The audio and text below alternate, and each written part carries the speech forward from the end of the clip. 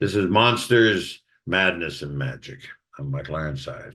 Justin, you're an absolute joy to talk to. All right, folks, welcome to the Monsters, Madness, and Magic podcast. I'm your host, Justin, here with a quick word before we dive in. Now, in this episode, I chat with actor and filmmaker Michael Ironside about growing up in poverty, living with imposter syndrome, scanners, spiritual experiences, Sam Fisher, life after death, and more. As always, thank you all for listening out there. And if you're listening on your podcasting platform of choice and you'd like to help the show grow, please leave us a review. And if you're watching the video on YouTube, please like, comment, and subscribe because it does help. Anyway, without further ado, here you go. Michael, just to get started here, why don't you take us back in time? You're a youngster. Would you consider yourself a book reader, a fort builder, troublemaker, or all the above? Our house was 12 and a half feet wide, 2 floors, kind of industrial row housing. I think in England they call them shotgun flats. You just kick the door open and pump 2 shells and you'll get everyone in the bloody place. 5 kids, grandfather, mom and dad, certainly cats and dogs. So you got out as much as you could. In the winter, we built snow forts on the street and had snowball fights, and other kids from another street come over and knock your fort down. You go knock theirs down. And, you know, healthy, aggressive shit. But I was also a reader. I was raised in a fairly, now it's kind of all frou-frou, she, the neighborhood. It's all been sandblasted and renovated.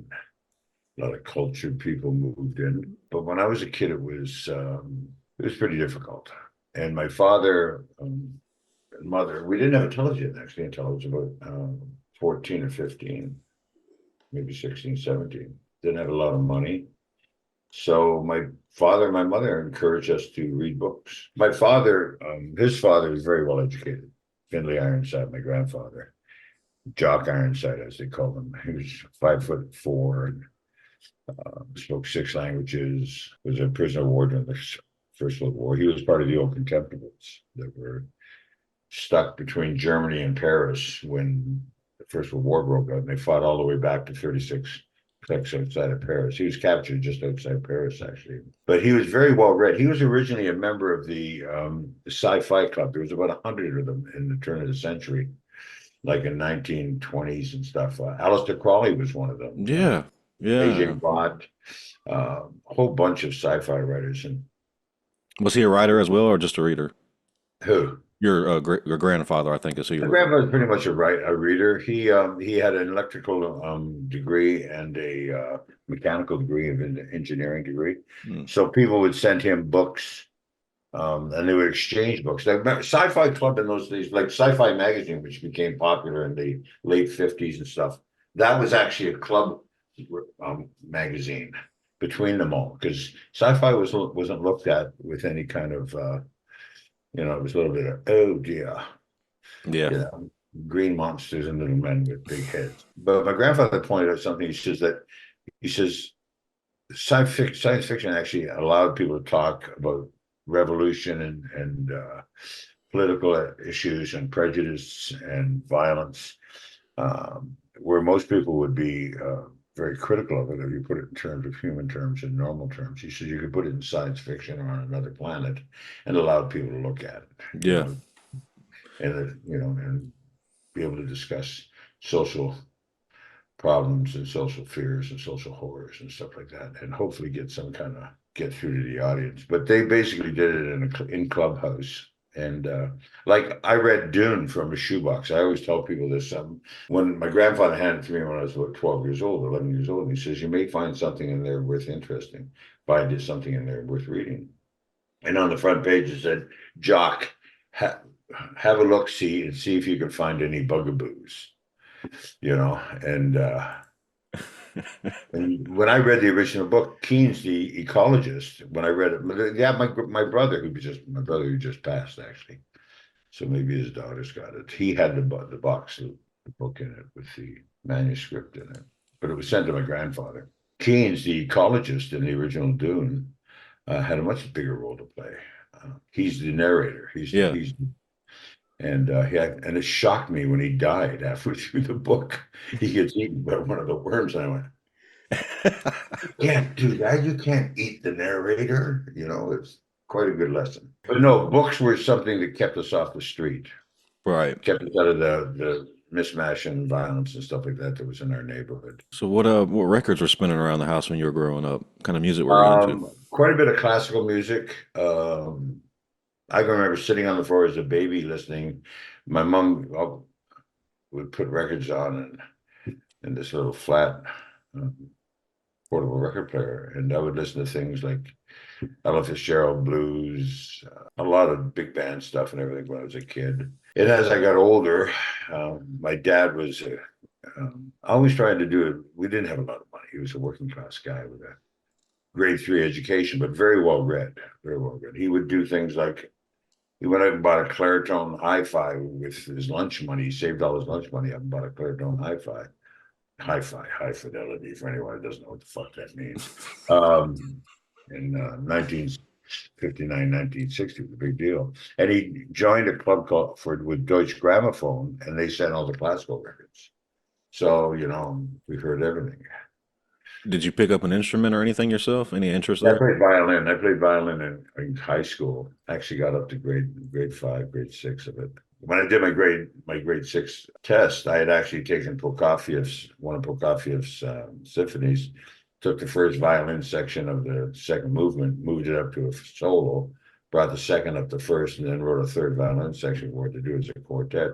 It worked out. It worked out. I would also try to play football that year. And at the end of that year, and broke. I used to go through the line with my fingering hand out of my arm, so that I wouldn't break my fingering. And I'd gotten nailed a couple of times with this bloody fullback, and so I switched places with the defensive end. I was playing defensive tackle.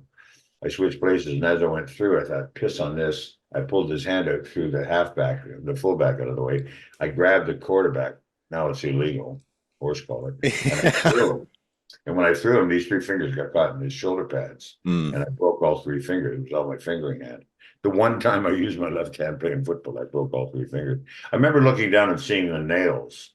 You're staring at your palm and they're not turned the right way. The coach turned them back the other way, popped them back in and taped them. He's like, "Want to get back out there." And about 30 minutes later, I broke my left knee and my right hip. So that was my football career. But no, that was the end of my violin playing. I couldn't get into third position because the fingers would lock up, and nothing would work up here with these bottom 2 hands, the bottom 2 fingers. So yeah, I played violin. I love music. I went to art college. I read a lot. I started writing at a very early age. Now, I know that you mentioned that you liked writing early on, but I know that you also wrote a play. What was the spark for that interest? When I was in high school, I was a very precocious little kid.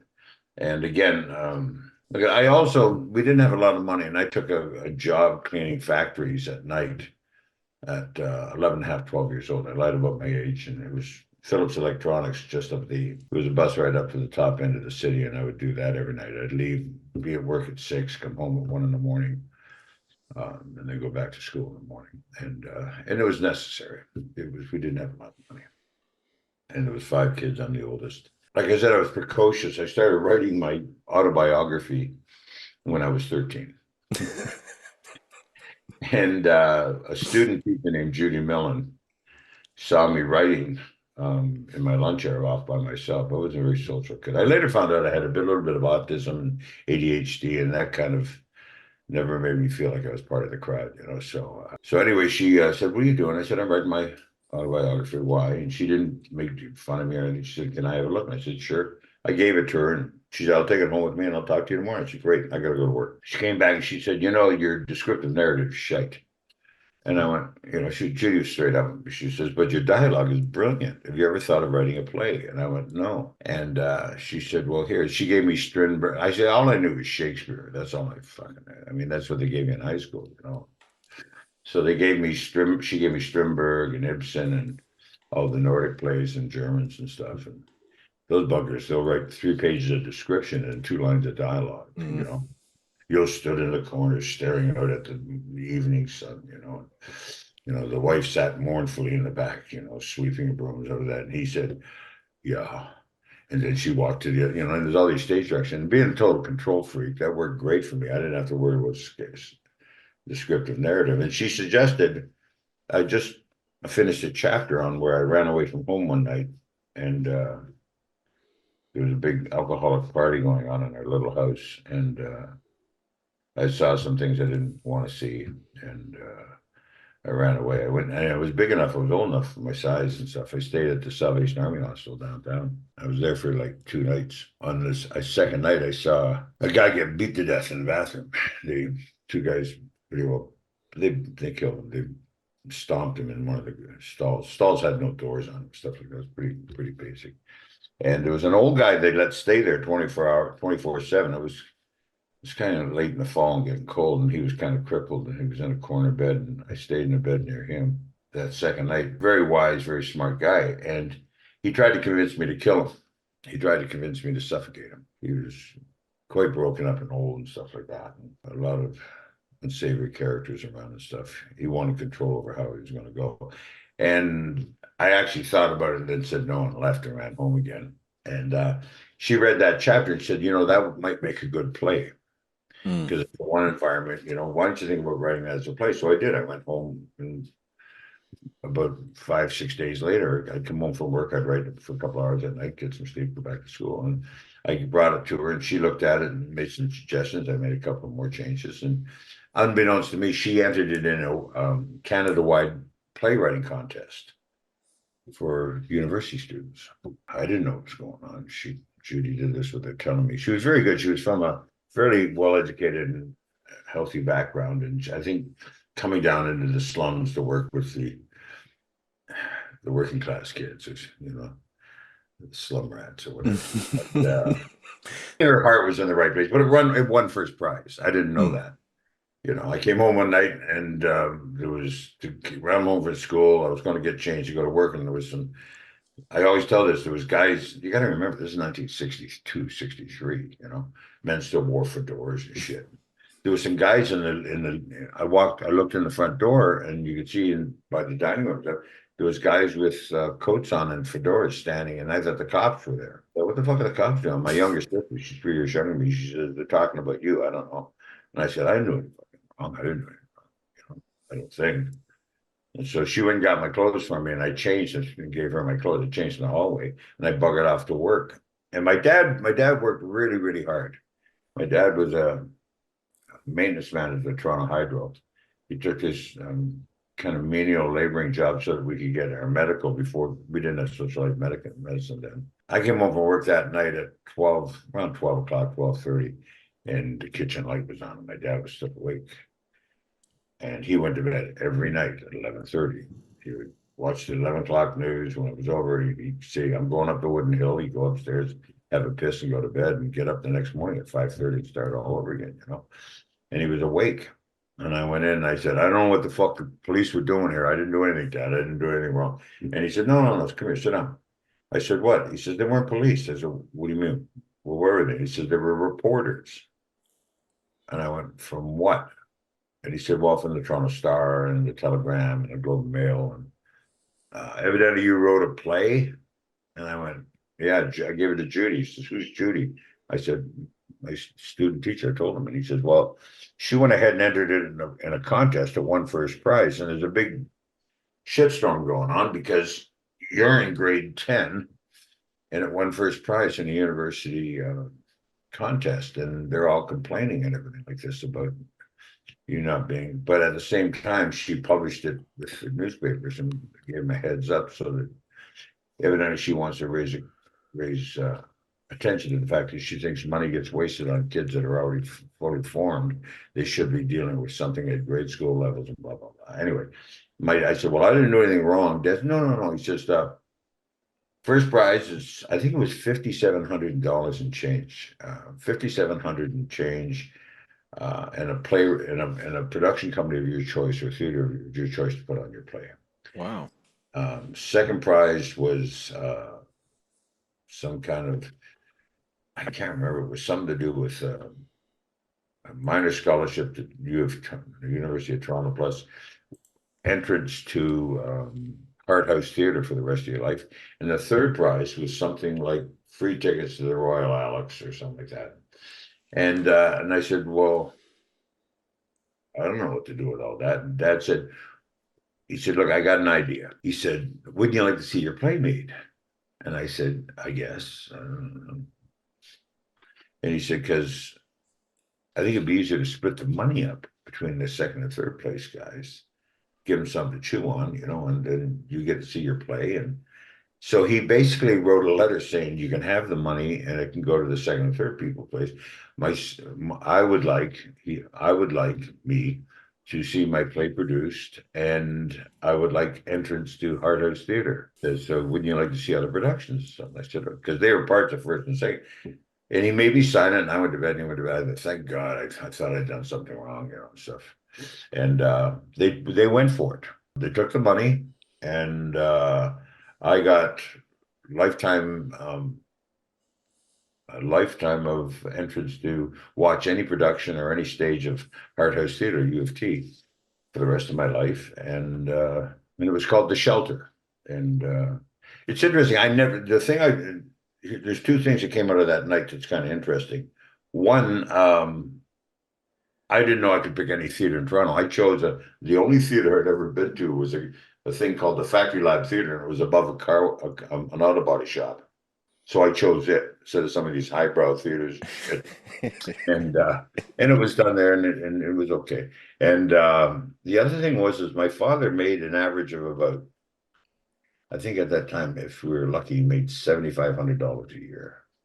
I don't think any of us had ever seen $5,700 all in one place. And for him to say, I used to get quite emotional when I thought about it. For him to say, give them the money. You don't need it. Would you like to see your play? I mean, I didn't realize that until 10 years ago. I was telling this story, and I realized what an amazing moment and gift that was in parenting. So up until that point, Michael, did you have any interest whatsoever in acting, or did it come after that?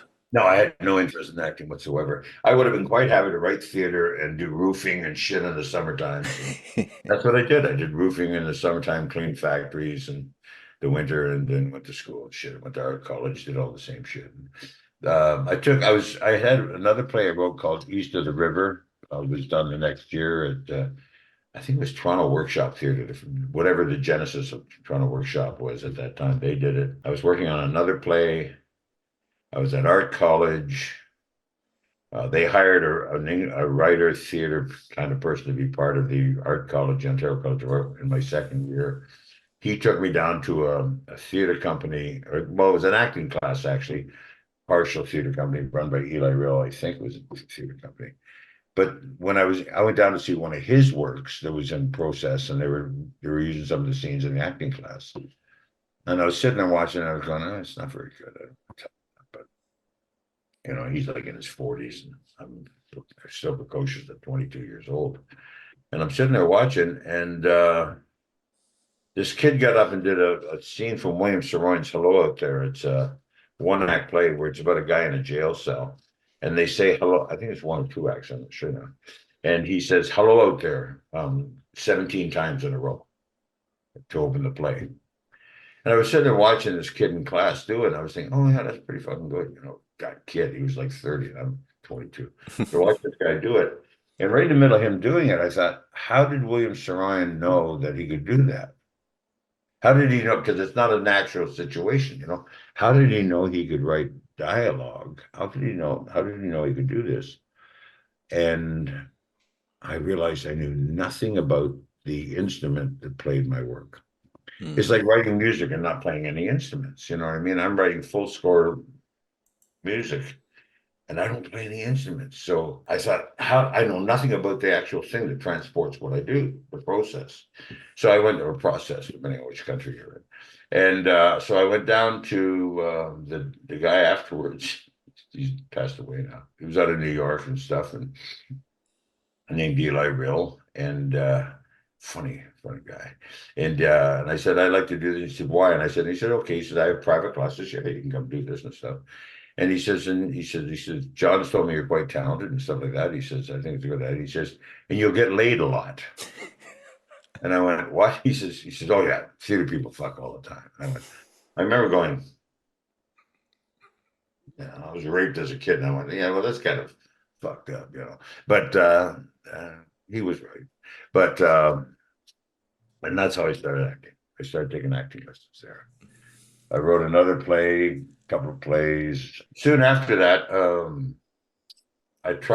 I wanted to get into film because theater I felt very constricted in and stuff like that. I was enamored with film and I was watching a lot of television and stuff and watching movies. My dad always, we would go down to this theater on Wednesday night, the neighborhood theaters, it would be like 5 months for a big movie to get down to them. And, for a quarter, you could go see 5 features on a Saturday, or a Saturday evening. You go at 1 o'clock in the afternoon and stay till midnight and watch 5 movies and eat lots of popcorn and, cause shit and stuff. But my dad had taken me to see All Quiet on the Western Front when I was very young because he wanted the original one, and he wanted to show me the one with Lou Ayres, and he wanted to show me that war was hell, and all I saw was the movies. Mm-hmm. I saw acting, and it kind of stuck with me, and that's what I wanted to do. I wanted a broader palette. I think it's a very sophisticated way of saying it now, but so when I was at art college and I'd taken acting lessons and stuff, I thought, well, fuck, nobody, you can't get hired. It's a kind of a conundrum with the film industry. If you don't have experience, you can't get hired. And if you can't, and you can't get experience with it, being a part of it. So I wrote I went home for a weekend and with a lot of help with pharmaceuticals at that time, I was going to write like a 5-minute play and a screenplay, and I ended up writing a very, very convoluted, self-centered 40-minute screenplay and decided to shoot it on Super 8, transfer it to video. In those days, it was 2.5-inch video, do all the editing in video, and then hopefully transfer it back to film or something. And I wrote this thing called Down With the Lights Are, working class guys looking for his sister, his buddy helping him. And there's a couple of scenes in it that were quite good. Most of uh, it was just ambitious shite with a lot of testosterone involved and stuff. Got into the Ann Arbor Film Festival. It's actually up until about 2 years later, it was like the longest film ever shot in Super 8. A woman named Janine Manatis came to the open house at Art College that year, and they decided because I'd used so many students on the film, some of them are going to lose their semester because we shot for about 25 days in and around the end of the year, and some of them got more enamored with doing the film than they were with the actual studies. So I made a deal with the president of the school. I didn't have enough money to get my negatives out of the lab. He said, "You've been doing this, you're subverting the school, you're doing all this." And I said, "Well, I'll tell you what, here's a deal I'll make." I said, "Why don't we make it a credited course? You give me the money to finish my film. School doesn't look bad. You don't lose half your senior class." And he went, "All right, but no more films." I said, "Okay." And they gave me uh, they gave me $7,000 to get my negatives and all the editing shit together so I could finish the film. And actually, a bunch of people on that, the only requirement on that film crew was you can't have more experience than me. And I didn't have any experience. And the only one that did have experience was a man named John Cool, who was the head of the documentary art kind of guys. They would shoot paint on walls and shit. He was running the camera, and I told him if I ever caught him with a script, I'd break his fucking legs. I wanted everything I did to be on the screen, good or bad, right or wrong. And about 15 people from that crew ended up in the film industry. Wow. Yeah, they ended up working with CBC as scenic directors, or a couple went on to work in gaffing, another couple went off into wardrobe and stuff. It turned out to be a very successful event for a lot of them. Some of them have cursed me to this day. It's like a boot camp. Once you're in the circus, you can't get out. Yeah. Like you're in the circus, you're in the circus. Janine came to this open house because they had this film showing there on a loop. It was on a video loop. They would run, and she stopped and looked at it, and she said, "Who did this?" And somebody pointed me out. She come over, and she was an acting teacher out of New York. She was part of the actors studio. Her, Gatch Kazan, Hila Kazan, and William Penn were the three you had to get past to get to Lee Strasberg. They were the first audition. She'd come to Canada to have a child, and when she realized, and she was a 2-time Tony Award winner and all this shit. And when she came up, she realized there was more room for women in Canada than there was in the States, so she stayed. She was also the first female film critic to ever be on the airways in North America. Very, very bright. She just passed away a couple of years ago. She was my teacher for over 40 years. She looked at it and she said, I'm putting together a group of writer, directors, and actors, professionals down at the National Film Board. How would you like to join? And I said, but I'm not a professional. She said, I don't give a shit. Look what you did. If you can do this knowing absolutely nothing, why don't you come down and let me teach you something? So I ended up joining the National Film Boards. They call it the workshop is what we called it. And the whole idea is that Canada at that time had a very, very British way of teaching acting and theater. It was sort of like, 3/4 face the audience, tighten your ass and speak up. It was like very, very basic English. And she wanted to teach more naturalistic, more workshop out of the studio sort of stuff.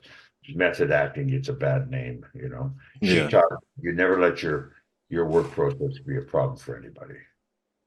Don't ever let your work process like when you're acting. So she was very, very, and not so many people don't know I'm a method actor, thank God.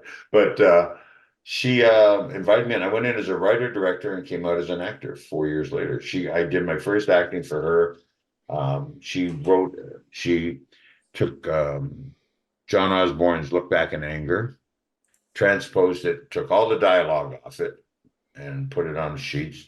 She said, have you ever seen it? I said, no. She said, she cast completely out of the workshop, writers and directors and some actors and stuff in the workshop. She cast it all, gave it to us in loose leaf with only the dialogue. We worked it up ourselves. And then after about 2 weeks of rehearsals, she gave us the actual play. And it was kind of interesting how close we were to the actual play, but organically, she said, the dialogue is brilliant. And I played Porter, the lead guy in it. Pass Lady Bracken over the cheese. And I thought, I'm not an actor, I'm a writer director. She knows what she's doing. So I trust her completely. So we ended up doing live on television for the CBC using the King of Kensington set. We went down and did it live on camera. Didn't have any problems because Jeannie's in charge. She knows what she's doing. I just did it. Big deal. And the next day, I was in after the broadcast. I was in the student workshop. It was on a Saturday. I was hanging some lights and stuff for a thing we were going to do that night, a scene I was going to do. And the phone rings, and the guy says, "Hi, can I speak to Michael?" To Mike Ironside. And I said, "Yeah, that's me." He said, "Hi, who represents you?" And I said, "Who the fuck is this?" He says, "Laurie Rodenberg." Now, Laurie Rodenberg was one of 3 agents at that time in Canada that were worth agents. And I said, he said, "You know who I am?" I said, "Yeah, I know who you are." Yeah. He said, "What do you want?" And he said, "Well, I want to represent you." I said, "I've got a lawyer. I got a lawyer." And he said, "Well, that's for writing and stuff like that. I want to represent you as an actor." And I said, "Fuck you. Who is this?" And I thought it was my friend Brian had put somebody up to it. I said, "Brian put you up to this? Fuck off." And I hung up. So Janine came into the workshop about an hour and a half later, and she just come into the office. And I come in, she said, "Did you tell Roy Rodenberg to fuck off?" And hung up on him. And I said, "Yeah. Who he wants to represent me as an actor? He's an idiot." And she said, "What?" She says, "Sit your ass down." She used to have a book that she would hit me with in the side of the head. I'm the only one I ever saw her do that to. 114 people went through the workshop. She would say, "Shut up." I'd keep on talking. I'd say, "Well, no, I'm just," and she'd go, boom, hit me in the back of the head with the book. And I go, "What?" And she go, "You're not an actor." And I said, "No." She said, "What do you think I've been teaching for the last 3.5 years?" And I went, "Oh." I went, "Wow." She said, "Look, fuck off. Go out somewhere. Forget about the production tonight. I want you to go think about this and don't come back until you got an answer." So I had a free night. I called my brother-in-law up and Marty, and I said, "You want to go for a beer and dinner and stuff? I'm downtown." He was downtown too. And he said, "Sure." So we went had a couple of beers and went to a theater, and I went and saw Fat City with Stacy Keach. You know it? I've heard of it. I haven't seen it myself.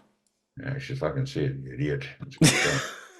And John Huston. And it's about a washed up, drunken alcoholic fighter trying to make a comeback in Northern California. And not the big lights, the little lights. And in the middle of one of the scenes, he's with this bar trollop, and they're at a bar in the middle of the afternoon. It's kind of like a small town up near Sacramento. He staggers over to the jukebox and he puts a quarter in, and he looks at her and he puts this song on. He goes, "You can count on me." And he goes, bang, and hits his head on the jukebox. And she goes, "What?" He says, "You can count on me." Bang! It smashes his head onto the jukebox. She runs over to him and there's blood running down his face. She goes, "Oh, my poor baby, my poor baby." And they go wandering out into the sun, the hot sun of the street, and they're floating down the street on a long lens. And I went, wow, wow. I'm sitting there watching this piece, and I'm thinking, wow, that's pretty cool. I don't know if I'd play it that way, but that's what the fuck did I just think? And I literally vomited between my legs in the theater because I I thought of Stacy Keach playing that part. I thought, well, I wouldn't have played it that way. And I crawled over people and went outside. Marty came out and said, "Are you all right? Were you all right?" And I remember this perfectly. And I said, "I'm not an actor. I'm not a fucking actor." And Marty went, "You asshole, I'm not going back in. We're going to get our money back, and I want to see the whole movie. I want to see it. It's a good film. We're going to wait for the next showing. We're going back in." And that's how I became an actor. Went back to Janine, and she said, "Yeah, you're an actor. You can do it all," she said. "But first things first, call Laurie Rodenberg up and make your amends and see what he wants." And Laurie was my agent until he got cancer, about 7 or 8 years ago. And he actually took me to the United States and introduced me to my first American agent, which is not what normal agents would do. I've had a lot of angels. So that's an awful long. That's a great intro. You fuck with it and cut it up and make it a lie. I'm looking for you. I know where you live. So when you're first getting started, Michael, do you recall ever having to deal with stage fright or anything like that since you'd never Oh, grew every up acting? time, every time. But not stage fright. It's kind of like the way I'm well trained, and I've always trusted that. It's like my biggest fear is people are going to find out who I am and send me home. That was half my up until I did Total Recall. I always was afraid that I'm faking this. I'm Mm. lucky. I shouldn't be here. People are going to find out who I am and send me home. Even though I've got like MAs and BAs and awards and all this shit. The guy inside me, the kid from the east end of Toronto, still thinks I'm faking it, that I'm not supposed to be here. The thing that happens is every time I do a job, I can't sleep the night before a project. Because they're like when you're creating a character, there's all these pieces floating around. They're all, and no matter what I do, I also had I have a little bit of dyslexia, so I learn all the dialogue, and then I learn everyone around me their dialogue and stuff like that. I'm off book for everybody. I go in and it's floating, and until the director goes, "Cut, print, let's go to the next one, next Mm. scene," I don't relax. It's kind of like I really am a director's actor. It's I don't look at dailies. I don't want to look at they always say, "Come over and I want to show you something." I say, "No." They say, "Why not?" And I said, "Because I'm I'm 6'3" with a full head of hair and I'm fucking sexy. You show me that on camera, I'm not going, I'm going to see who I really am." And they all laugh, but the truth is I don't want to see what I'm doing. I don't want to circumvent the director's job. Makes any sense? Because if I do something and it works, I look at it and I go, "Ooh." All of a sudden, I'm aware of what I'm doing in the product, and I start manipulating it. And I don't like that. I don't Mm. like that. So, I basically, when I work with directors, I invariably get to work with them again. so you say There's you're a no, director's actor. Is there a time that you can recall where a director has given you a note or a direction that's made a scene or a character click for you finally? not really. There's been a few times where I think I've been safe. I've been playing it safe a little because I saw somewhere. I see a production in waves. I see there's a rising action and climax of some sort, a denouement, reinstruction order, and then a rising action. And the character, usually the heavies and the type of character I play and stuff are pushing that action, unsuccessful, pushing it more than they have their demise at the end. So I have a very specific structure I'm following. Because you never shoot in order and stuff. And in doing so, I think I've been a bit of a controlling prick over the years. with some of my early stuff. And I had a director come up to me once and said something. I won't name him, but I thought he doesn't know what the fuck he's talking about. And he said, I want this and this because I'm going to do this with so and so else. And I went, oh shit, I never thought of what she was doing. I hadn't seen her side of the film, this actress. And I took a leap of faith and I overextended that moment. And I realized I had been doing similar things over and over again up until that point. It was about, I think it was like in 1983, 84. And I thought, wow. And I had met, just told the story a couple of times recently. I had just met Donald Pleasant, an English actor. And do you know Donald Pleasant? Who he Oh, is? love him. Yep. Everyone Halloween. knows Bell and Halloween. Yeah, Yep. well, he's a brilliant English actor who's trained, the Royal Shakespeare Theatre and stuff. At one point, he was playing a torture, and I was his assistant early in my career. And he said to me, he says, "You're quite good, Michael." He said, "But can I tell you something?" I said, "Absolutely, sir." Him and Alistair Cook were a couple of old queens, But and he said, "Let me tell you," he said, "if you kill a dog with a shovel," I've told this story 1,000 times because it's so true. He says, if you kill a dog with a shovel in our business and somebody makes money off it, all they ever want you to do is kill dogs with shovels. He says, now the dog might become Damien Evans and the shovel might become a lawsuit or a Cadillac. He says, but they don't really want you. He says, be willing to take risks. Be willing not to do the same thing over and over again. He says, because, and he was absolutely right. And I've learned that you either grow or you go this industry. People who settled into a niche, oh, I'll play this for the rest of my career, they dry up and go away, or they end up selling commercials or something. I don't know. Selling tires on late night television, going up in SpaceX. But no names. But no, he was absolutely right. So I try and choose stuff.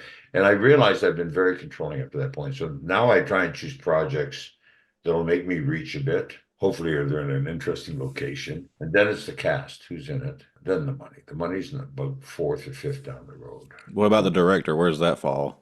Well, I work with a lot of first-time writers and directors. It all starts with a script. You send me a script, I want to know your take on it when I talk to you. And if you got some smart stuff, I want to show up for you. I work with a lot of first-time directors. I also do something that's interesting is producers I've worked with in the past will send me scripts and they'll say, look, I've got money for 40. I always use this one line because he said, I've got money I can budget 45 days. The script comes out at 53. Can you cut 9 or 10 days out of it with the director, writer? And I went, sure, send them over. So we sit down and I'll go through and, you take locations and you roll them into one. You take secondary and third characters, you roll them into one character. You bring down the budget, the cost of the cast and the location moves and stuff like that. I've also done a lot of line producing stuff. In Canada, you got to wear a bunch of different hats to survive. And I did that for the first, 15, almost 10, 15 years of my career. I did everything behind camera, except operate camera. And so I'll do that. It was funny. I did about when I first went to Los Angeles in 1980. I was doing some of those, and I remember there was 2 or 3 different directors came in, and the ones that would argue with me and say, no, that's got to stay. No, they don't go anywhere. I remember there was this young guy who sat there, and I said, we're going to do this, this, and this, and this, and he said, excuse me, in this little bungalow I was staying in. He went into the bathroom and puked his guts out for about 10 minutes. He came out and wiped his mouth and said, okay, let's start. And he's a big name director now. He's a really well-known, never hired me. I don't know why, you prick.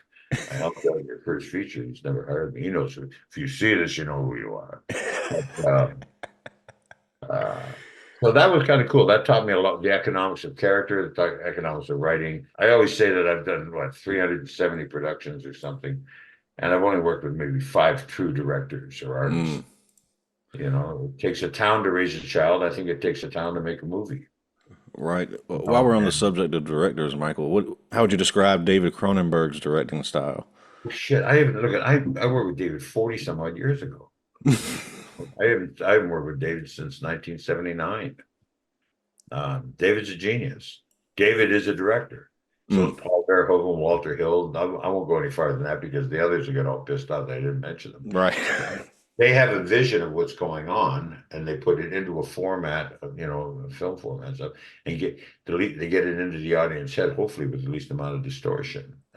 And usually with those kinds, with a true director like Paul Verhoeven and David and Walter and stuff like that. Rob Barancano is another one. They Nothing happens on the screen that they don't want to happen. You know what I mean? The genesis and stuff like that. So they are artists. That's what an artist does. An artist controls the format. They go from here to the work of art and into the audience's mind with the least amount of distortion. The rest basically it's an art form of a collective art form. Mm, And both are not one's not better than the other. There's more than one way to paint a picture. exactly. You can paint with your elbows and come up with some brilliant shit, or you can Yeah. paint with an eyeliner brush and come up with some brilliant shit. What do you remember about Scanner specifically in terms of auditioning? Did you have to audition for that role? Well, you're probably setting me up because I auditioned for only one scene, and that was the flashback scene, the black and white scene. Maybe you know that story. This is the way I remember it. I think it's half a century ago. And David and I had a falling out over it. He doesn't remember the same way, and we haven't really talked in almost 25 years. But I remember auditioning for that one flashback scene, and David said to me, he said, "That's really good." The scene where he's gets the bandage over his head and the psych scene and stuff. That's what we auditioned for. And I auditioned for it. And that was all I knew of the character. And he says, "Look, I'm thinking of expanding this character." And I said, "Okay." He says, "Are you working on anything right now?" I said, "No, I've got no fucking work at all. I'm basically doing laundry for a wardrobe company. And he said, "Well, stay free because I'm going to expand this character." And he turned him into Daryl Rubbit. Of course, David doesn't remember it that way. He remembers constructing the character. I remember him coming to me and saying, "How are you playing this guy? Because you're playing him a very specific way." It was him, and I said, I see him kind of like he's not a bad guy. He's just Che Guevara. And he went, "Oh, that's brilliant. That's really fucking good." He says, "Yeah, yeah, yeah." He says, "Let's keep that. Let's keep that." David's a fucking artist. Look at. I mean, I was a big fan. I would cut my fucking fingers off to work with him at that time because I'd just seen The Brood. And the Ah, brood, the brood, lower budget, taking a lot of risks. I mean, Samantha Eggar giving birth to babies out of blisters on her body, and then them going out and doing, doing her emotional psychic bidding and stuff like that. Oliver Reed. I mean, to me, that's one of the more disturbing films I've yeah. ever seen at that time. And I wanted to work with him. I really did. I really wanted to be under his umbrella. But we had a falling out. I think I've also been sober for over 40 years now, and at that time I was drinking quite heavily. And there's a couple of times I think I bumped into him and said some things that were just not appropriate. Mm, And he's allowed. He's allowed. He's absolutely allowed. But what do I remember about David? David, I always tell this story. Very early on the set. I was standing there and I said to him, I just told this at a film festival. They asked me about David. I said, "Well, David was on set one day and we were standing there and I was fairly green and he said, "I had a dream last night." I said, "Oh yeah, what was it?" And I said, "Oh, what was it about?" And he had his glasses and he went, he looks very kind of yuppie, kind of straightforward guy. And he says, "Well, I dreamt I was a praying mantis and I was chewing on myself and eating myself and vomiting into the sand. And then I noticed people started to walk away. So, and I'm left the only one talking with David. And he says, I would eat more of myself and vomit into the sand, eat more. And the wind came up and I was eating different parts of my body and vomiting. The wind came up and covered the puke up, the vomit. And then this light breeze came by and the sun came out. And when it blew away, I was laying there like I am now, naked with my glasses on. And I looked at him and I went, "Yeah, right, right. Yeah, okay." And about a couple of days later, we were on set, and a young actress, we were there, so then David came in, and he was having, standing there and shaking, he was setting up the scene, and she goes, "How'd you sleep?" And he said, "Oh, I had a dream last night." Anyway, and she went, "Oh, what was it about?" And so I walked away with everyone else.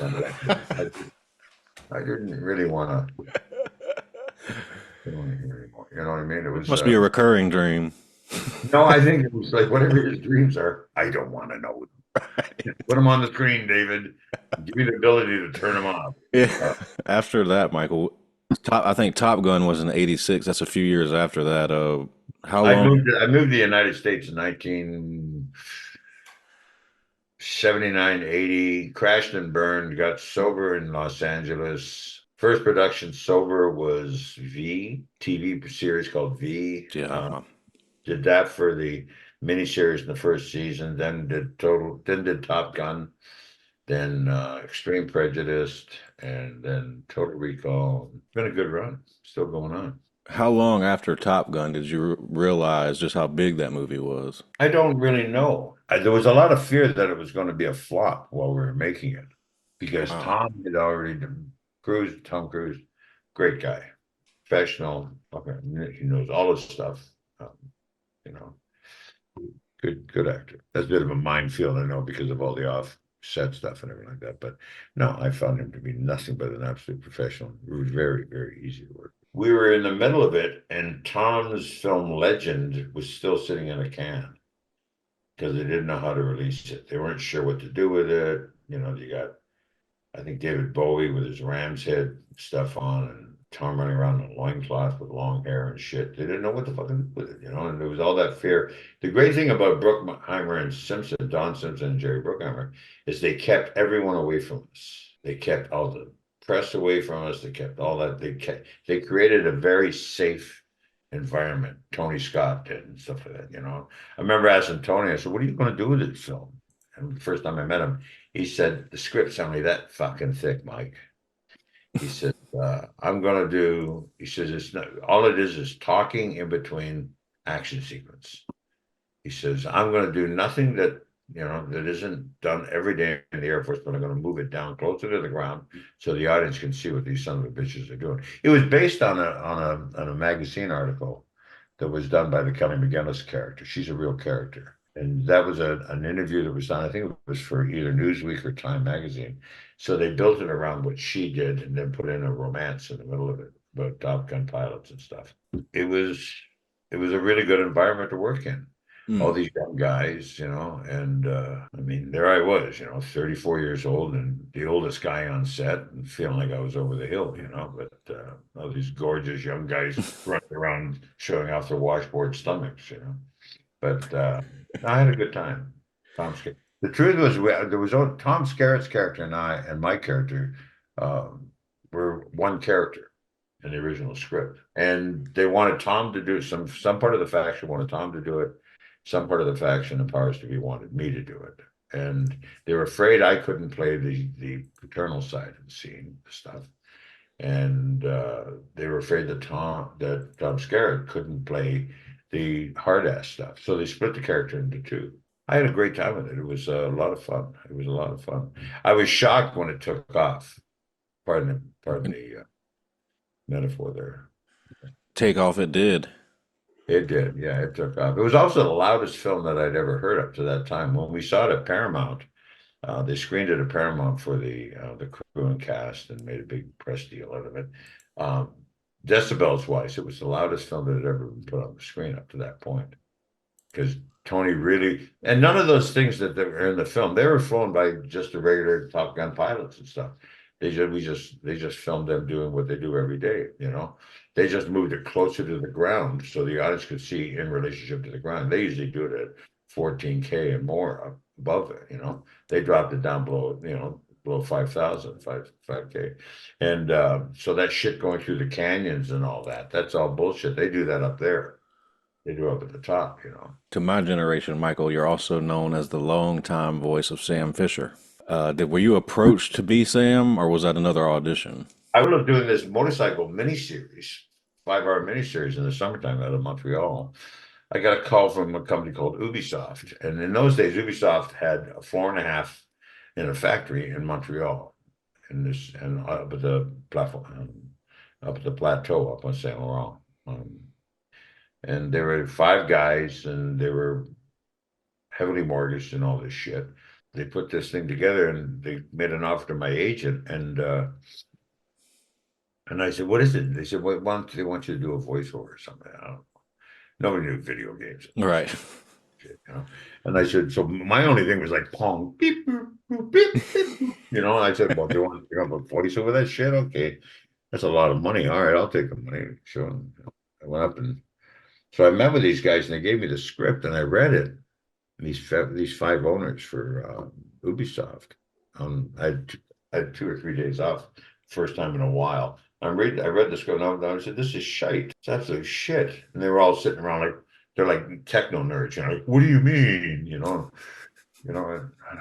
It'll be fabulous. And I said, no, it's shite. It's really a piece of shit. I mean, people, they all sound the same. They all sound like you guys. They sound like nerds. Everyone in the thing is like, I'm going to kill you. No, you're not. Yes, I am, because you did the so-and-so. And I said, fuck this shit. That's just not working. And I said, look, I understand the action in the script is 80%. You're right. You're technical. The story at best is going to be 20 to 25%. But if it isn't right, you're going to miss a huge target audience. So they let me restructure the story. I restructured it, and I created that character of Sam, very much like I had done for the guy that was in Extreme Prejudice. There's a line that's not in the movie Extreme Prejudice. We shot it, but it's not in the film, where he says, I'm a weapon that my government has fired so many times. I'm now trigger happy in firing myself. Mm. And that's kind of like what I built Sam Fisher on. And I said, and it leaves you an opening. We'll give him a family, but we never see the family. And if you go ahead with this game and it's successful, he can lose the family. He become more motivated. He become he can be apolitical. He can go anywhere you want. And they said, well, that's kind of cool, you know. And I said, all right, now we're going to cast. He said, no, we got people we want. I said, no. So we auditioned a whole bunch of people to play the other characters, because I knew that we were going to get in a little sound booth. So we spent 2 days auditioning together and getting to know each other, so that when we were on our own in the sound booth, we knew who we were talking to.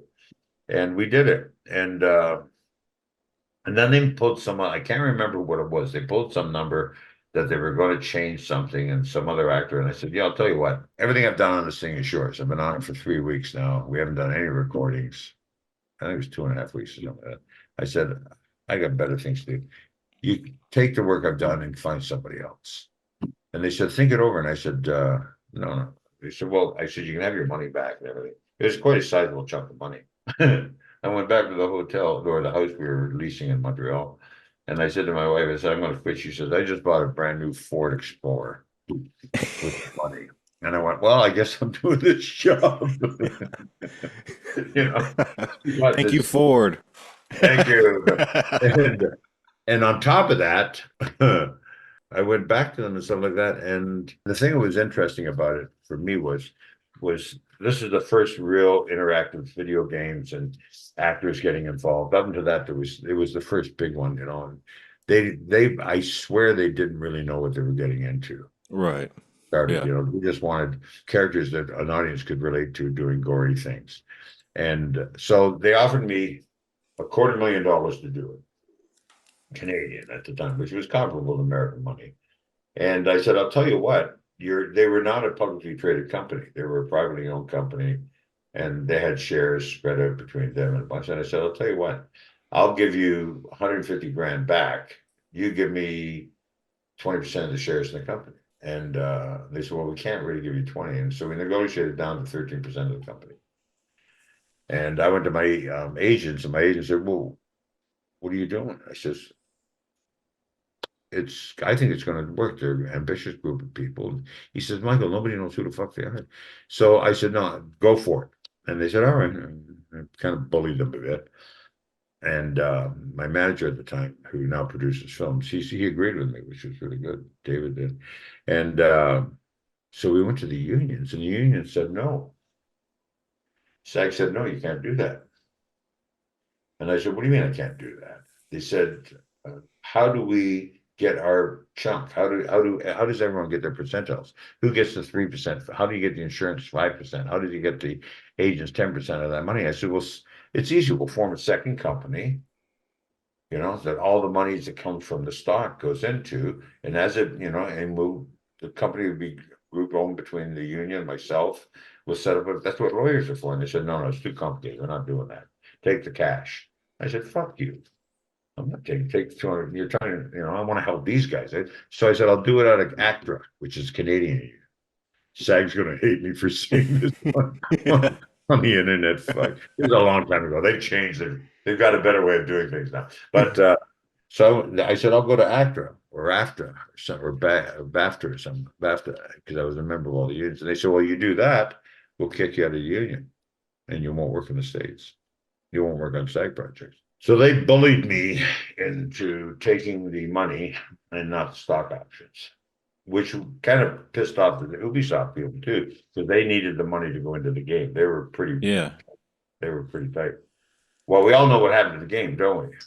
So you nearly had 13% of Ubisoft going forward. That's right. Jesus. Either 11 or 13, I can't remember. I ran it, and the owners now, all five of them, like two of them live on islands in the Singapore sitting in lotus positions, contemplating their testicles. The other one's off somewhere climbing mountains. Stefan, the one guy, is really, really a wonderful guy. He was there through the whole process. He's a hands-on kind of guy. I bumped into him a few years ago in Kennedy Airport. I was on my way to a project. He goes, Michael. I said, what? He said, oh, come here. And Ubisoft, by the way, means soft shit. Like soft turd. Like Ubu Roy was a French play back by Alfred Jarry wrote it, but King Turd, Ubu Roy, Ubi Roy. And so Ubi is like soft shit, some good shit, But anyway, Stefan comes on, he goes, Michael, it's so good to see you. And I'm saying, yeah, you fucking assholes. I mean, we've done 5 films together. We did 5 games together, and the money was really good. I was really grateful. But once they went public, they were not interested in offering me any more stock options. I can imagine. I wasn't smart enough to set up my own private corporation, have them deal with it, and then have a loan out of my character at that time. So he says, no. He says, you know how much money? He says, he says, so great running into you. Your percentage of that stock would have been worth. And he gave me the number, and I just said, Stefan, you got to get the fuck away from me right now. And he goes, no. I think it's kind of funny. I said, no, it's only funny for people that have billions of dollars. Right. It's not funny for guys who've got daughters in college and, and families. And, it was an incomprehensible amount of money. Yeah, just 13% at least of Ubisoft. It was 13 or 11% or something like that. Because it split over and over and over and over and over and over and over again. The stock options kept splitting when they went public. And I don't know if I should be telling this shit. If we need to cut it, we'll cut it. No, fuck it. Stefan knows. I like I said, if I mistell stuff, I apologize. It's the way I remember it. I don't mean to lie. I'm not lying. My brain. Whatever. It's I just got a couple more for you, Mike. I'm not going to keep you all I'm sorry, is this what you wanted? Yeah, I love this. You sure? It's the information I need. You cut it up and misrepresent it, I'll fucking hunt you down. I mean, if I don't, I'll send my daughter, my oldest, to come get you. You don't want to deal with it. I don't. No. You don't want to do. No. Where does the role of Sam Fisher stand now? Has that ship sailed? Are you no longer Sam? Lee Schreiber played Sam, and Netflix bought it, as far as I know. And they did the miniseries, I think, in South Africa. They just finished a limited series of Sam Fisher of Splinter Cell with Lee Schreiber playing, and which is a great fucking choice. Yeah, I have to agree. But with game wise, is you doing the voice of Sam? Is that gone? As far as I know, it is. Yeah, as far as I know, I have no idea. I did one of the recon games where I had Sam drop into that. When they went to motion capture and stuff like that, when they started doing that, I was 69 years old. I'm 74 now. And or 68 or something. And nobody wanted a limping 68-year-old overweight motherfucker running around, playing Sam Fisher. So they were talking about possibly getting somebody to do the physicality and me to do the voice. And I said, no, you got to get. So we hired a new Sam Fisher kid, and somebody who I knew his mother, but I didn't tell him that I recommended him. Mm. That's a good choice. And the arrogant little prick, well, he's not a little prick, he's a big prick, but he wanted to do it his way and pretty well killed the franchise there, that sixth or fifth game. There are a lot of fans that have a no Ironside, no buy stance. I don't know if you know that. Yeah, they lost a lot of money on that. They really did. But that's, they made a big press thing of me going up and talking to him and stuff like that. And he kind of blew me off and I went, be careful. Be careful. This is a huge franchise you're inheriting. And he went, look, I know what I'm doing. And I went, all right. Mm. Mm. He said, this is just all pomp and circumstance. I got to get back to work. It was on the set when they were shooting. And they had a hard time. His concept, I think, was look, young actors and young people make decisions based in fear. It just creates more fear. And we worked really hard at creating Sam and the environment he was in and stuff. I mean, you look at it and you go, yeah, whatever, because now it's commonplace. And, we were basically mapping our way through a new jungle when we did that. Yeah. I mean, now it's got highways through it. It's got freeways and everyone drives on and takes it for granted. But we were in brand new territory when we first started Splinter Cell. I don't know. I'd be interested in doing it. Yeah, somebody mentioned, or either my manager, I remember somewhere along. I said no, forget it. They wanted me to do a guest spot on the Sam Fisher Show series or miniseries, and I said, first time I open my mouth, everyone's going to know is I'm Sam. And they all agree. They all went, oh yeah, fuck. Yeah, and I went, yeah, so forget it, And that was not Netflix. There was before Netflix, there was somebody else that had it. It doesn't matter, but evidently the Leaf Schreiber is brilliant in it, and I wish him nothing but the best of luck. He's a great actor. I did not know that he had a series with Sam Fisher. It's a limited series, as far as I know. They shot it and said, and of course, COVID and the strike and all that shit got into it and slowed everything down and stuff. How'd you get your Southern accent? I think it's my mother's fault. You always been in Carolinas? Yeah, always been in Carolina. Lived in Georgia a little bit, but yeah, pretty much South Carolina my whole life. It sounds like there's a little bit of Mississippi and the edge of Texas in there too. Yeah, I can. Texas and South Carolina is oddly very close in accent. Yeah. I got that. So I'm going for you now. just to wind down here, Michael, this is a question I like to ask everyone. Have you ever had an experience you would consider supernatural, paranormal? I have other people's dreams. The illusion that we're the only thing that counts and we're the only thing out here is kind of bullshit. That's primitive to think that way. You can't look up at the heavens and go, oh my God, and think that we're the center of the universe, And also, as far as humanity, I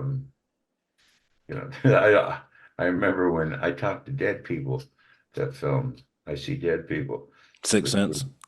Yeah, with Bruce and my sister and I saw it together, and we both looked at each other and went, "Fuck, there goes that storyline," because my sister, my whole family's we call it pixelated.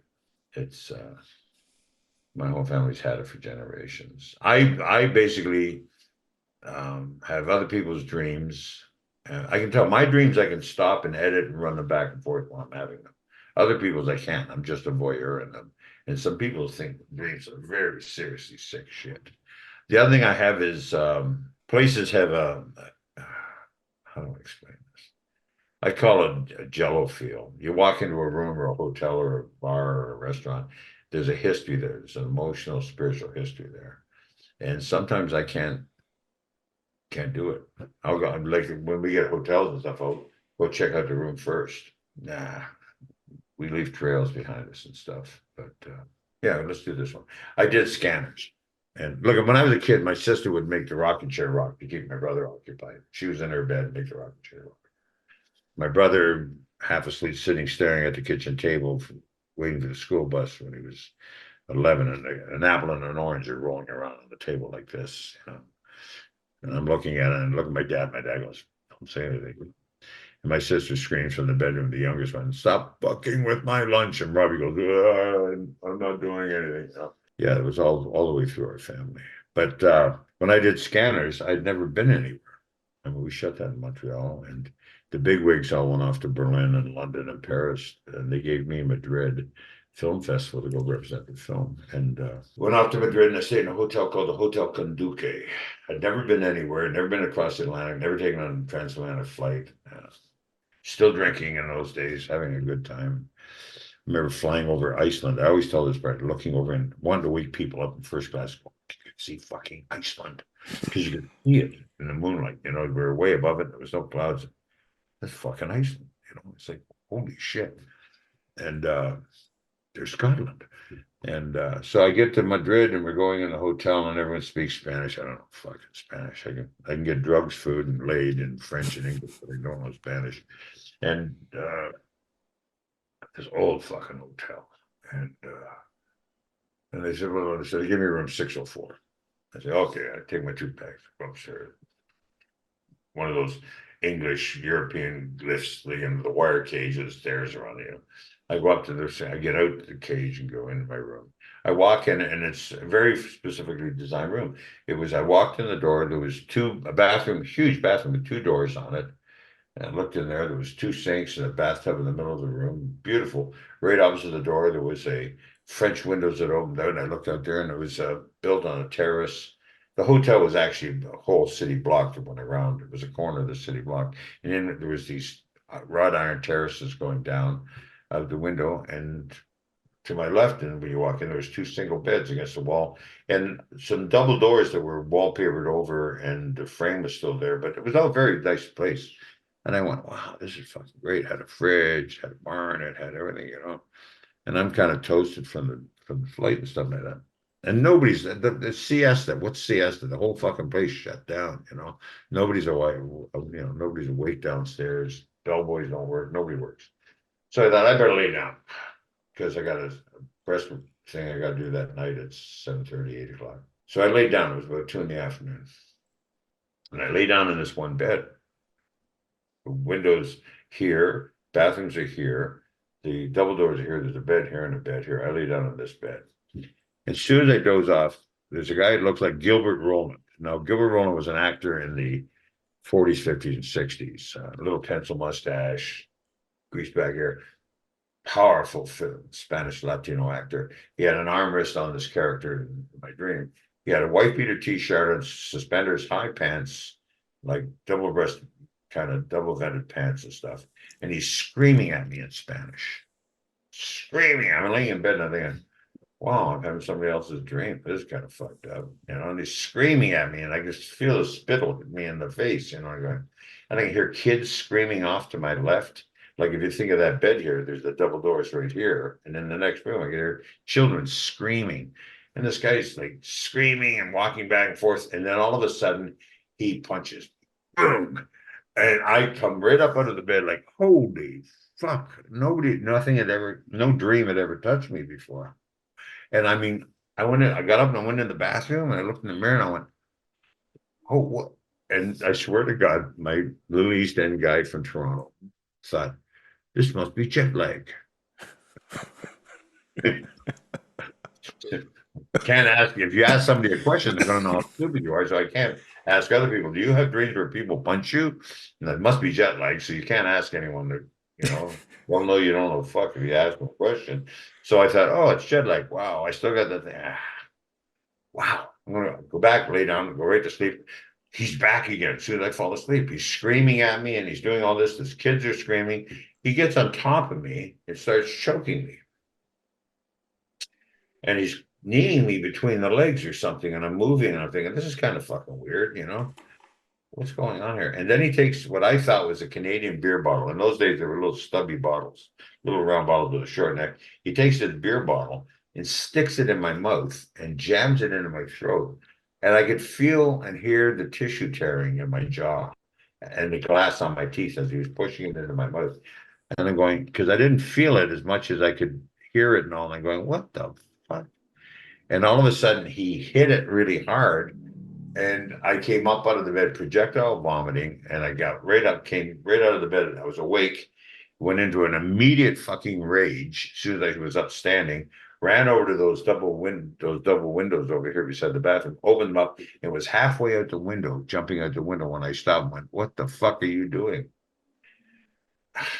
So I cleaned all the vomit off me and everything like that, took a shirt, threw it in the corner, went in the bathroom, and I went, fuck this, I need a drink. I need a fucking drink. This is fucked up. So I went out and I called the elevator. It didn't come. So I ran down the stairs. So everyone's still in siesta. Nothing's open.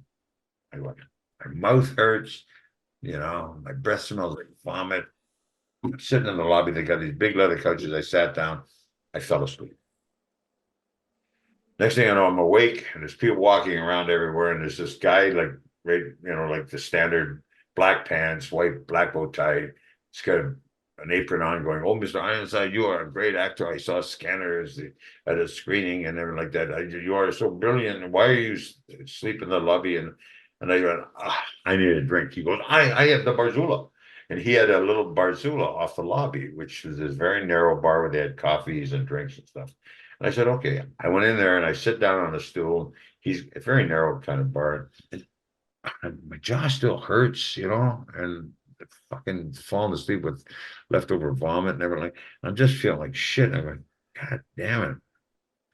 And he poured me, he said, "What do you want?" I said, "Give me a double espresso and some vodka. I'll have a shot of vodka." And he poured me a highball full of vodka. I remember putting my fingers over and he goes, "No, no, no. You are an actor. You need this." And so he turned around to make the espressos and took a shot of the vodka, washed the mouth out. And I said, "Man, I had this dream of this guy was sticking fucking a bottle down my throat." And his shoulders went like this. That's what I said. And I went, "Carlos," because he said, "Yes, Mr. I said, "Carlos, turn around. What do you know?" And he got really nervous. It was a really old hotel. And he kind of looked like that and he went, "Oh, Mr. Ironside, here." And he says, "Move." So we moved farther into his bar. So we're the only ones there at the bar. And he says, "Some of the rooms are dirty." He says, "And there's so many people in this hotel right now that the rooms are dirty, and most people, only sensitive people, realize it. Like you, Mr. Ironside, you're a great actor. You're an artist. You are so sensitive." So, but he said, but they didn't know that you were a great artist and sensitive, and they put them in dirty rooms. And if it's okay, it's okay. And he says, "But some of them have a memory." And I went, "So 607." It's not the actual number, by the way. And he said, "Yes." He says, I said, "What do you know about that room, that suite?" He said, "Mr. Ironside, a long time ago, a man killed his wife in there. He stuck a medicine bottle in her mouth, in her throat, and stomped on her face. And then he took his two children that were in the next room and beat them to death against the walls. And then he went out and jumped out the window and threw himself to death on the wrought iron." All I said is they put a bottle in my mouth. And I started crying. It still affects me to this day. I started crying because I never mentioned the kids screaming. I never mentioned the jumping out the window. And so that's my life. I have a sensitivity to shit. And I said, "What do I do about it?" And then Carlos, he said, "Mr. Ironside," he said, "You got to get out of that room." I said, "Well, they don't speak English." He goes, "Oh, Mr. Ironside, they all speak English. Everyone speaks English." I'm going, they're taking advantage of it. I'm an East End kid, right? So I'm an East End kid and I'm 33, or 31 at the time, 31. So I went up to the front desk and I said, "You motherfuckers, you give me a dirty room." I grabbed the guy by the fucking tie and I said, "You get me out of that fucking room." They said, "Well, we'll give you." I said, "No, I ain't going in that fucking room. You get my shit and move it to a clean room." And nobody would go up there. None of the bellboys, nobody would go up there. And they had to hire two guys who were driving taxis from across the street to go up and move my stuff. About 3, 4 days later, I was still there, something like that, during the festival. I was in with Carlos at the Barzul. I said, "Are there other rooms or stuff?" He says, "Mr. I said, there's a stairwell in the hotel that we closed. They closed 15 years ago when my father first ran this place." And I said, "What?" He says, he says, "It's a perfectly good stairwell, but they closed it by the public health did because too many accidents happened." And I said, "What do you mean?" And he said, "Well, come here." And so he closed the door. We go over and he opens this door, has keys. He opens the door and you walk in this beautiful, well lit kind of sandstone stairwell, right, in the hotel. Just beautiful with a balustrade on it. As soon as I walked in, I could feel that jello feel in the air, like, what the fuck? Yeah, I said, "Yeah, this is weird." And he says, "People were always falling down the stairs or being pushed or fighting in here, and there was no explanation for it. So they just shut it for public health, you know. Very forward thinking public health people in Madrid, Spain." But that's one of the kind of stories that I run into and stuff. I've had that sort of events over and over and over and over. That's why I ask everybody that question. For us, I think we're very self-centered to think that we're the only ones in the universe, and our consciousness and our way of perceiving the universe is singularly the premier way of doing things, But it's not. It really isn't. And I also don't believe in dying. I just, I know people die. I know we pass. I know all that stuff. But like I've had cancer a few times. I've almost died 2 or 3 times. My dad used to say I had 9 lives. And I used 8.5 of them up. But I just had cancer recently, and follicle lymphoma. I had 18 tumors. I'm clear now. I'm actually going into Los Angeles next week to see my oncologist for my 18-month checkup. And Good, good. yeah, I was on chemo and shit for 3.5 years during the strike and COVID, and it was perfect time. If you're going to get cancer, that was the perfect time for an actor because nobody was working. I don't mean to be lighthearted about it, but I just don't believe this is it. I'm And with I you. don't think that's ego. I've got too much evidence of something else is going on. And everything's an adventure. I think that's the way that I look at everything now. Also, being sober and living one day at a time, having cancer and being told that you have a 25% chance of not making it. Because I've had it 4 times. This last time was pretty bad. And it gave the living one day at a time a completely different reference. Yeah. I tell everyone, if you've had cancer, if you have cancer, let people love you.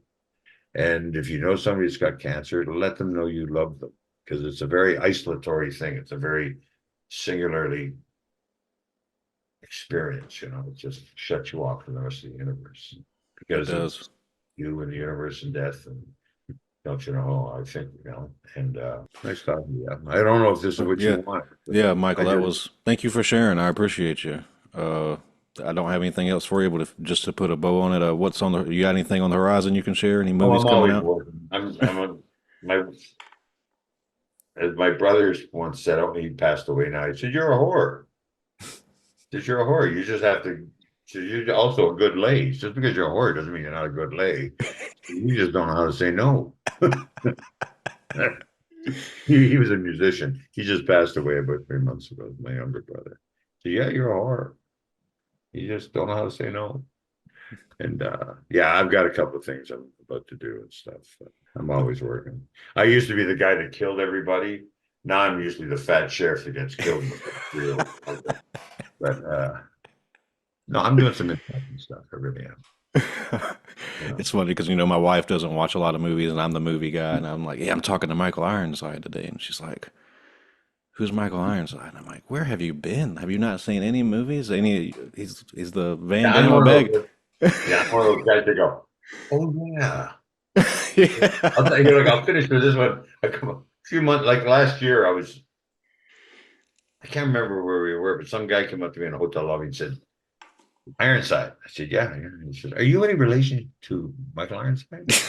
I said, "I am Michael Ironside." And he went, "What the fuck happened to you?"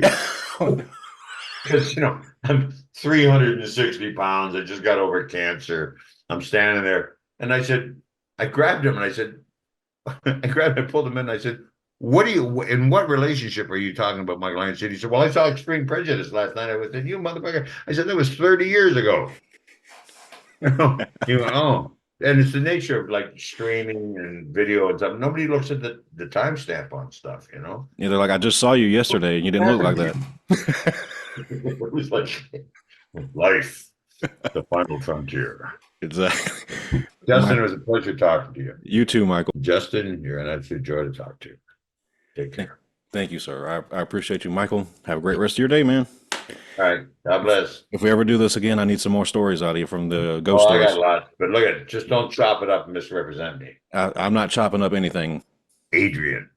Remember Adrian? Nah, she's a Nashville dude. She's close. Oh, okay. She's 2.5 hours from you. Okay. All right, She's Michael. got different size ice picks. Anyway, talk to you later. Bye, Mike.